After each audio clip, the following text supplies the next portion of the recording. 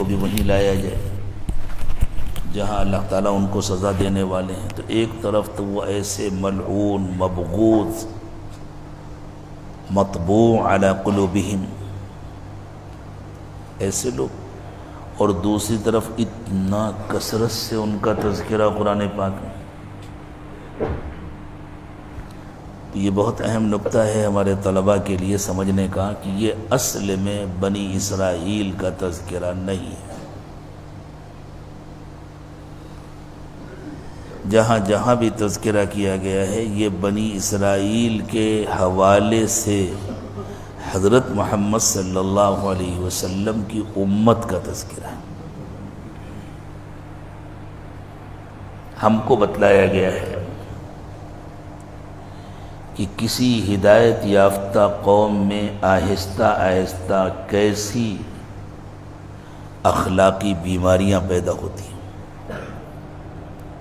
کیسی نفسیاتی بے راہ روی پیدا ہوتی ہے. خود رسول اکرم صلی اللہ علیہ وسلم نے ارشاد فرمایا، صحیحین کی روایت ہے، لَتَتَّبِعُنَّ سُنَنَ مَنْ كَانَ قَبْلَكُمْ، تم لوگ بھی اپنے پہلوں کے طریقوں پر چلو گے.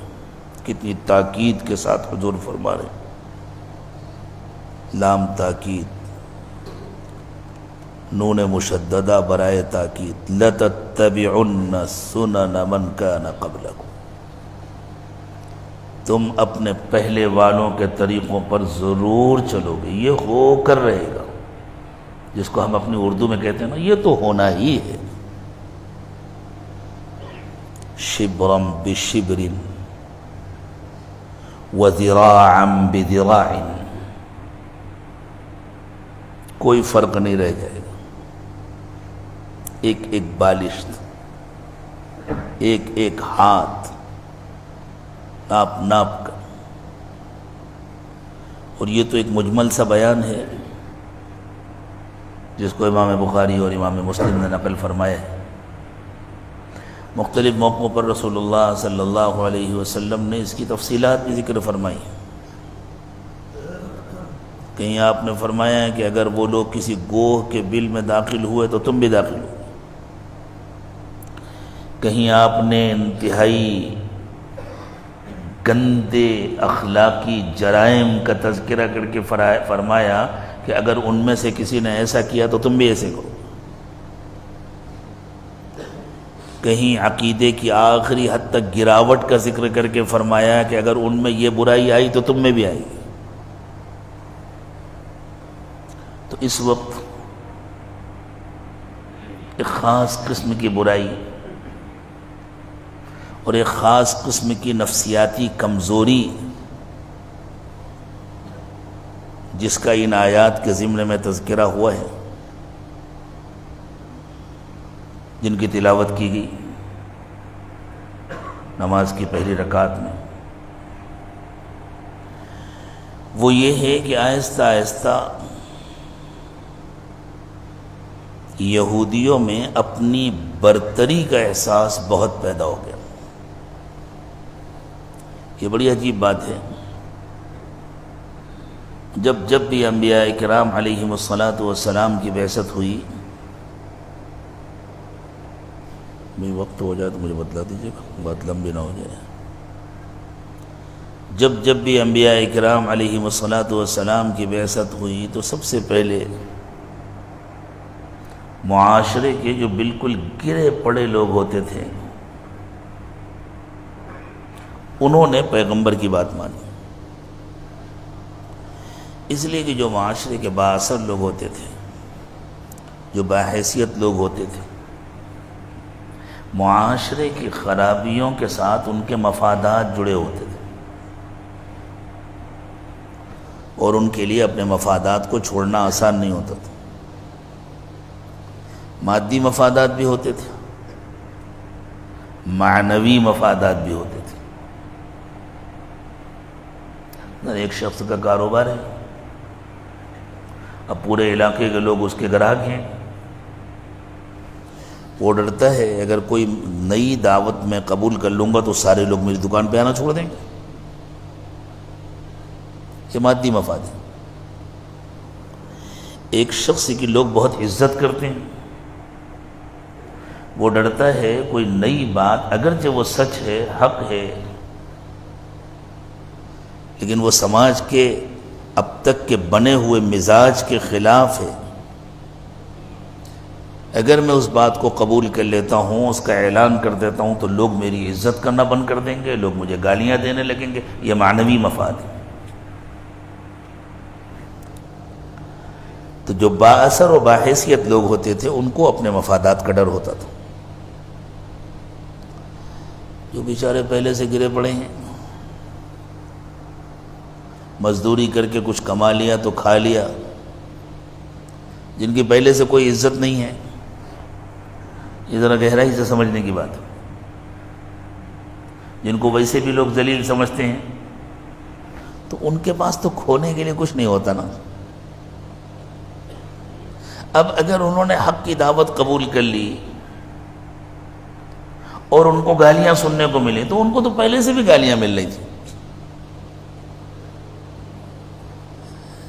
لیکن ان کا دل مطمئن ہوتا ہے کہ اب ہم کو جو گالیاں ملیں گی وہ ہماری آخرت کی ترقی کا ذریعہ بن جائیں گی، وہ اللہ سے قرب کا ذریعہ بن جائیں گی۔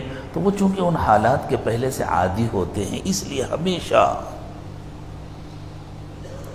نبی کی دعوت کو سب سے پہلے سماج کے دبے کچلے لوگوں نے قبول کیا۔ جب دعوت کو قبول کیا تو اللہ تعالیٰ نے ان کو عزت دی۔ خود مکہ مکرمہ میں ہم دیکھیں چند لوگوں کے علاوہ کس نے ہمت کی آگے بڑھ؟ حضرت سمیہ باندھی تھی، حضرت یاسر غلام تھے، حضرت عمار ابن یاسر غلام زادے تھے، حضرت بلال حبشی غلام تھے۔ حضرت یاسر کے خاندان کو جب ستایا جاتا تھا مکے میں، اللہ کے نبی صلی اللہ علیہ وسلم دیکھتے تھے، آپ کا دل تڑپتا تھا، تو آپ فرماتے تھے صبرا یا آل یاسر موعدکم الجنہ، یاسر کے گھر والوں جمے رہنا، کچھ دن کی بات ہے، جنت کا وعدہ ہے، انشاءاللہ جنت میں ہماری تمہاری ملاقات ہو۔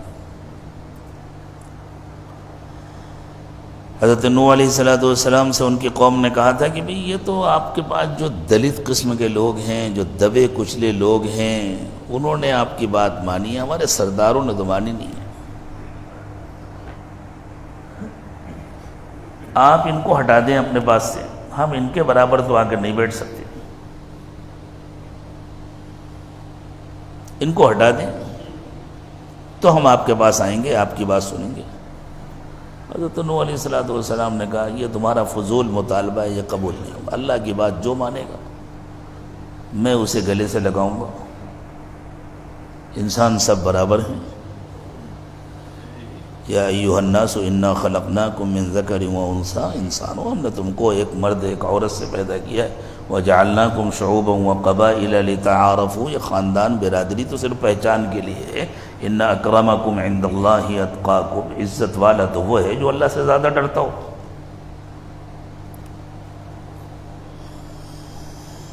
تو یہ انسان کی بڑی کمزوری ہے، وہ گرے پڑے لوگ، وہ بے حیثیت بے وقار لوگ جن پر اللہ نے فضل فرمایا، اللہ کی توفیق سے انہوں نے نبی کی بات مانی اور پھر اللہ تعالیٰ نے ان کو عزت دی، آہستہ آہستہ ان کی اولادوں کا یہ مزاج بن جاتا ہے کہ گویا عزت ہمارا حق ہے، اور وہ اپنے کو کچھ وی آئی پی تصور کرنے لگتے ہیں، ہم سب کے برابر بیٹھ نہیں سکتے، ہمارے لیے ذرا الگ مجلس ہونی چاہیے۔ اسی لیے یہ عاجز جب کہیں جاتا ہے اور وہ جو الگ الگ مجلسیں کی جاتی ہیں نا، یہ فلاں طبقے کے لیے، یہ فلاں طبقے کے لیے، تو تقدر ہوتا ہے، مجھ کو کوفت ہوتی ہے، یہ الگ الگ کیا چیز ہے؟ اللہ سب کے ہیں، اللہ کی بات سب کی ہے، اور وہ جو ذہن میں ہوتا ہے کہ جس طرح تبلیغی جماعت میں اجتماعات میں الگ الگ حلقے لگتے تھے، یہ تاجروں کا، یہ ریلوے والوں کا، یہ ملازمین کا، وہ الگ الگ اس لیے لگتے تھے تاکہ تشکیل قابو میں آئے. وہ اس لیے نہیں کہ انسان الگ الگ ہے، ایک مقصد ہوتا تھا. یہ تو ایسا ہو گیا جیسے ایک گھر میں دعوت ہے 50 لوگوں کی، اور دسترخوان پر 10 کی ضرورت ہے، 10 بیٹھنے کی گنجائش ہے، تو 5 قسطوں میں کھلایا جائے گا نا. تو الگ الگ کر دیا گیا. تو یہ الگ الگ اس لیے نہیں کیا جا رہا ہے کہ ان کو الگ الگ کھانا کھلایا جا رہا ہے، الگ الگ اس لیے کیا جا رہا ہے تاکہ نظم قابو میں آئے. تو وہاں تشکیل قابو میں آئے. اور یہاں تو یہ جو خصوصیت، حالانکہ وہ کوئی بھی وجہ ہو، لیکن آہستہ آہستہ وہاں بھی جو طبقاتی خصوصیات پیدا ہوئیں اس سے برائیاں ہوئیں، اس کے غلط نتائج بھی نکلے. تو بنی اسرائیل کا بھی ایک مزاج بن گیا تھا کہ ہم ذرا سپر کوالٹی ہے، ہمارے ساتھ معاملہ الگ ہے. عرب میں جو بنی اسرائیل رہتے تھے، پہنچے کیوں تھے عرب، اس کی وجہ بالکل الگ ہے. پہنچے تو اس لیے تھے کہ اللہ کی کتابوں کے ذریعے ان کو یہ اطلاع ملی تھی کہ نبی آخر الزمان صلی اللہ علیہ وسلم یہاں تشریف لائے. حضور کی تلاش میں وہ وہاں پہنچے تھے، جیسے حضرت سلمان فارسی رضی اللہ تعالی عنہ حضور کی تلاش میں پہنچے تھے. لیکن بعد میں وہاں رہتے رہتے ان کا مزاج یہ بن گیا تھا کہ یہ تو جاہل لوگ ہیں، ان پڑھ لوگ ہیں، ان کا تو اگر ہم کچھ دبا بھی لیں کھا بھی لیں تو اللہ کے ہاں کوئی حساب نہیں ہوگا. جیسے اس زمانے میں مسلمانوں کا مزاج بن گیا ہے نعوذ باللہ کہ جو اللہ کو نہیں مانتے، جو اللہ کے آگے نہیں جھکتے، ان کا حق دبا لیں. یہ وہی اسرائیلی مزاج ہے، یہ وہی یہودی مزاج ہے. اور کبھی کبھی چونکہ ان لوگوں کا ایک مخصوص مزاج تھا لڑانا اور کمانا، یہ یہودیوں کا بہت قدیم مخصوص مزاج ہے، قوموں کو لڑانا اور کمانا. مدینے میں بھی جو یہودی رہتے تھے وہ مدینے کے اصل باشندوں کو آپس میں لڑاتے تھے اور پھر ان کو سودی قرضے دیتے تھے، ان کو اسلحہ دیتے تھے یا اسلحہ خریدنے کے لیے قرض دیتے تھے اور ان سے کماتے تھے. یہ بیچارے مدینے کے دبے کچلے لوگ کبھی کبھی سمجھ جاتے تھے کہ یہ یہودیوں کی حرکت ہے، یا کبھی کبھی کسی بات میں جب یہودیوں سے ٹھن جاتی تھی تو وہ تو پیسوں کے پجاری تھے یہودی، سامنے آ کر مقابلہ کرنا ان کے بس کا نہیں تھا. تو اس وقت وہ کہا کرتے تھے ٹھیک ہے ستا لو، کچھ دن کی اور بات ہے، پھر آنے والے ہیں وہ، ان کو آ جانے دو، پھر ہم دیکھیں گے تم. تو جب وہ لوگ یہ کہتے تھے کہ وہ آنے والے ہیں ان کو آ جانا، بیچارے عرب دہل جاتے تھے اندر سے، کون آنے والے ہیں. حالانکہ یہودیوں کو پہلے سے یہ اطلاع تھی کہ ہم حضرت اسحاق کی اولاد ہیں اور وہ آخری آنے والا حضرت اسماعیل کی اولاد میں آئے گا، اور عرب حضرت اسماعیل کی اولاد. لیکن دھیرے دھیرے جو اپنی خصوصیت کا احساس تھا ان کو، اس کے نتیجے میں ان کا یہ ذہن بن گیا تھا کہ بھئی نبوت اگر آ سکتی ہے تو ہمارے ہی گھر میں آ سکتی ہے، ان جاہلوں میں کیسے آ سکتی ہے. جب اللہ کے رسول صلی اللہ علیہ وسلم تشریف لائے، میں بہت ساری تفصیلات کو چھوڑ دیتا ہوں، مجھے تو صرف اس جملے کی معنویت کو سمجھانا ہے اس وقت اپنے عزیز طلبہ کو.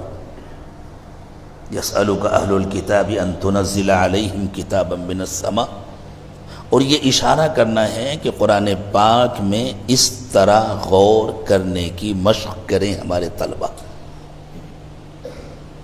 اللہ تعالیٰ نے حکم دیا افلا یتدبرون القرآن ام علی قلوب اقفالها، انہیں کیا ہو گیا ہے، کیا ان کے دلوں پر تالے لگ گئے ہیں، یہ قرآن میں کیوں نہیں غور کرتے. تو قرآن میں کس طرح غور کرنا چاہیے، معنی سمجھ لینا، ترجمہ کر لینا الگ چیز ہے، تدبر الگ چیز ہے. تو بس اس جملے کی معنویت کو سمجھا کر کے بات ختم کریں گے. 20 منٹ کہا گیا تو میرا خیال ہے وقت زیادہ ہو گیا. جی 6:20 تک چل رہا ہے۔ اچھا اچھا، آپ کے 20 منٹ میں بڑی برکت ہوتی ہے ماشاء اللہ۔ تو جب رسول اکرم صلی اللہ علیہ وسلم کی بعثت ہوئی، آپ مکہ مکرمہ میں پیدا ہوئے، اور جب مکے سے مدینہ پہنچے تو اچھی خاصی تعداد ہجرت کر کے آ گئی۔ تو اب یہودیوں کو لگا کہ اگر ہم نے مان لیا ان کو ہیں تو یہ اللہ کے رسول، یہ تو ان کو یقین ہو گیا تھا۔ خود اللہ تعالیٰ نے گواہی دی، الذین آتیناہم الکتاب یعرفونہ کما یعرفون ابناءہم، یہ اہل کتاب تو اس طرح پہچانتے ہیں حضور کو جیسے اپنے بچوں کو پہچانتے ہیں۔ وَلَمَّا جَاءَهُمْ رَسُولٌ مِّنْ عِنْدِ اللَّهِ مُصَدِّقٌ لِمَا مَعَهُمْ وَكَانُوا مِنْ قَبْلُ يَسْتَفْتِحُونَ عَلَى الَّذِينَ كَفَرُوا فَلَمَّا جَاءَهُمْ مَا عَرَفُوا كَفَرُوا بِهِ، جانی پہچانی شخصیت آ گئی تو انکار کر دیا۔ خوب پہچانتے تھے کہ یہ سچے رسول، لیکن رکاوٹ کیا بنی؟ رکاوٹ یہ بنی کہ بھائی ان کو ماننے والے تو سب یہ جاہل لوگ ہیں عرب کے، اب اگر ہم بھی مان لیں تو ہم اور یہ برابر ہو گئے، ہم تو ذرا ہائی لیول کے لوگ ہیں نا۔ تو انہوں نے تقاضا کیا، ٹھیک ہے ہم غور کریں گے آپ کی بات میں، آپ ایک کام کریں، ہمارے لیے آسمان سے اللہ تعالیٰ کا کوئی خصوصی خط لا دیں۔ یہ معنی ہے یسألک اہل الکتاب ان تنزل علیہم کتابا من السماء، کوئی خصوصی خط اللہ تعالیٰ کی طرف سے ہمارے لیے لا دیں تاکہ دنیا والوں کو معلوم ہو جائے ہم کتنے اعلیٰ درجے کے لوگ ہیں، ہمارے لیے الگ سے ایک سورت نازل ہوئی ہے، الگ سے کچھ آیات آئی ہیں۔ حالانکہ اگر ایسا ہو بھی جاتا تو وہ کہتے یہ تو آپ نے کہہ دیا ہے، ہمیں کیا پتا کہ اللہ کی اتاری ہوئی ہے، اللہ تعالیٰ کو بلائیے سامنے۔ فرشتہ آ جاتا تو اچھا کون لایا ہے؟ حضرت جبریل، نہیں ان سے تو ہماری لڑائی ہے۔ یہ بات تو قرآن میں پڑھی ہوگی نا آپ لوگوں نے، جبریل سے تو ہماری لڑائی ہے۔ تو نہ ماننے والے کے لیے ہزار بہانے ہوتے۔ تو اللہ تعالیٰ نے اس کی تردید فرمائی ہے کہ یہ سوال ہی غلط ہے۔ دلائل کے سلسلے میں متعین کر، جیسے اس زمانے میں بعض لوگوں کا مزاج ہے نا، ہم مان لیں گے لیکن ہمیں تو بخاری شریف میں دکھاؤ۔ کیوں صرف بخاری ہی شریف ہے اور باقی سب کی شرافت ختم ہو گئی ہے؟ ہمیں تو بخاری شریف میں دکھاؤ۔ اس سے ایک قدم آگے بڑھ کر کے ایک طبقے نے کہا نہیں ہمیں تو قرآن شریف میں دکھاؤ۔ لیجیے صاحب حدیث کا بھی انکار ہو گیا۔ ہو سکتا ہے کل کو کوئی آگے بڑھ کے کہے ہمیں تو سورہ فاتحہ میں دکھاؤ، پھر کوئی کہے گا ہمیں تو صرف بسم اللہ میں دکھاؤ۔ یہ مزاج کہاں سے آیا ہمارا؟ وہی یہودی مزاج، وہی یسألک، یہ سب اسی کے ضمن میں ہے۔ تو یہ اصل میں مزاج کی خرابی تھی، ورنہ جو چیز آئی ہے اس میں غور کرو کہ یہ اللہ کی طرف سے اتاری ہوئی دلیل ہے یا نہیں۔ تو اللہ نے فرمایا یہ لوگ حضرت موسیٰ علیہ السلام کا نام لیتے ہیں، حضرت موسیٰ علیہ السلام کا دم بھرتے ہیں، انہوں نے خود حضرت موسیٰ کے ساتھ کیا کیا ہے؟ فَقَدْ سَأَلُوا مُوسَىٰ أَكْبَرَ مِنْ ذَلِكَ، اس سے بڑے بڑے مطالبے حضرت موسیٰ سے کیے ہیں۔ فَقَالُوا أَرِنَا اللَّهَ جَهْرًا، انہوں نے کہا موسیٰ ہم ایسے نہیں مانیں گے، ہمیں تو دکھاؤ اللہ کو۔ جب حضرت موسیٰ علیہ السلام کوہ طور پر تشریف لے گئے تھے اپنے ساتھ قوم کی ایک جماعت، منتخب جماعت کو لے کر کے، اور وہاں 40 دن تک اللہ تعالیٰ نے روکا تھا، اور جب ان کو کتاب دی گئی اور حضرت موسیٰ علیہ السلام نے کہا دیکھو یہ اللہ کی کتاب ہے، اور ان لوگوں نے اللہ کی آواز سنی، ان نمائندوں نے اللہ کی آواز سنی، تو ان لوگوں نے کیا کہا تھا؟ موسیٰ ہمیں کیا پتا، کیا پتا تم نے چپکے سے کچھ اسپیکر وغیرہ فٹ کرا دیے ہوں، کہیں سے ریکارڈ کر کے کوئی آواز لے آئے ہو، ہم تو جب دیکھیں گے تب مانیں گے۔ اللہ اکبر، حضرت موسیٰ علیہ السلام گھبرا گئے، یا اللہ ایسے لوگوں پر کوئی عذاب آئے گا تو میں کیسے بچوں؟ بس اللہ کی طرف سے سزا ملی، اسی وقت سب مر گئے۔ دیکھنا چاہتے تھے نا وہ دنیا میں زندہ رہتے ہوئے کوئی اللہ کو نہیں دیکھ سکتا. تو اللہ نے کہا ٹھیک ہے ہم تم کو دکھا دیتے ہیں. مر گئے. اب جب مر گئے اور اللہ کے دربار میں ان کی پیشی ہوئی تو پھر تو حالت خراب ہو گئی. حضرت موسیٰ علیہ السلام کھڑے ہوئے ہیں اور قوم کے وہ سارے نمائندے مردہ پڑے ہیں. حضرت موسیٰ درخواست کر رہے ہیں اللہ یہ تو مر گئے, یہ تو اس سے زیادہ سزا کے حقدار تھے, بڑے نالائق تھے, لیکن اللہ یہ سزا تو میرے لیے بن جائے گی. جب میں واپس جاؤں گا تو کوئی نہ مانے گا کہ انہوں نے اتنی بڑی غلطی کی تھی کہ ان کو سزا ملی, وہ مر گئے. سب کہیں گے اچھا موسیٰ اصل میں ان لوگوں کے رہتے ہوئے تمہاری لیڈری نہیں چمک پا رہی تھی, تمہاری قیادت نہیں تسلیم کی جا رہی تھی, اس لیے تم نے ہماری قوم کے سارے قائدین کو لے جا کر کے کہیں گھات لگوا کر کے کچھ لوگوں کو جمع کر کے مروا دیا تاکہ ہم تمہیں لیڈر مان لیں. ایسے تو نہیں مانیں گے. یہ مزاج تھا اس قوم, یہ اس قوم کا مزاج نہیں تھا. اب کو کس قوم کا مزاج بن گیا ہے اس کو سمجھنے کی ضرورت ہے. ہمارا مزاج یہ بن گیا ہے. تو حضرت موسیٰ علیہ السلام نے دعا کی, اللہ نے ان لوگوں کو زندہ کر دیا. حضرت موسیٰ نے پوچھا دیکھ لیا؟ ہاں دیکھ لیا, بس کوئی نئی سزا نہ ملے, چلو واپس آئے. حضرت موسیٰ علیہ السلام نے جب اپنی قوم کو جمع کر کے کہا کہ دیکھو یہ اللہ کی کتاب ہے, تورات کے کچھ نسخے تھے, تختیاں تھیں, الواح تھے تورات کے, اس لیے کہ جب حضرت موسیٰ واپس آئے تھے اور وہاں بچڑے کی پرستش ہو رہی تھی تو قرآن نے کہا وَأَلْقَى الْأَلْوَاحَ, ان تختیوں کو حضرت موسیٰ نے ایک طرف ڈالا اور قوم کو جمع کر کے کہا کہ اللہ نے حکم دیا ہے کہ اب تمہیں زندگی اس کے مطابق گزارنا ہے, اور یہ تمہارے نمائندے ہیں, یہ سن کے آئے ہیں, دیکھ کے آئے ہیں, پوچھ لو ان سے. تو ان کی نالائقی تھی, انہوں نے کہا کہ ہاں بات تو صحیح ہے تو اللہ کی بات, ہم تو اس کے گواہ ہیں, لیکن یہ تھوڑی کہا تھا اللہ تعالیٰ نے کہ بس یہی کرنا, اس کے خلاف کچھ نہ کرنا. یہ کہا تھا جتنا ہو سکے کر لینا. تو قوم نے کہا پھر ہم سے تو نہ ہو پائے گا. جب یہ کہا تھا کہ جتنا ہو سکے اتنا کر لینا تو بھائی ان احکام پر ہم سے تو عمل ہو نہیں پائے. اٹھایا گیا پورا کوہ طور, اور جیسے یہ جھومر لٹکا ہوا ہے نا آپ کی چھت میں, دیکھیے اس کو ایسے لٹکایا گیا ان کے سر کے اوپر. کیا خیال ہے, مانو گے, عمل کرو گے یا چھوڑ دیں؟ پہاڑ لٹکا ہوا, معلوم ہے پس جائیں گے. پتہ مان لیا کتنی دیر کے لیے مان لیا, جتنی دیر پہاڑ لٹکا اتنی دیر کے لیے مان لیا. پھر وہی من مانی, جیسے کتے کی دم ٹیڑھی ہوتی ہے نا, کہتے ہیں اگر اس کو ایک پائپ کے اندر ڈال دو 10 سال پڑی رہنے دو, پھر نکالو پھر ٹیڑھی ہو جائے گی. یہ مزاج کی خرابی ہے. لیکن چونکہ بنی اسرائیل کو مستقل باقی نہیں رکھا جانا تھا, ان کو ہدایت سے محروم ہونا تھا, اس لیے ان کی سابقہ حیثیت کے برقرار رہتے ہوئے ان کے مزاج کی اصلاح نہیں ہو سکتی تھی.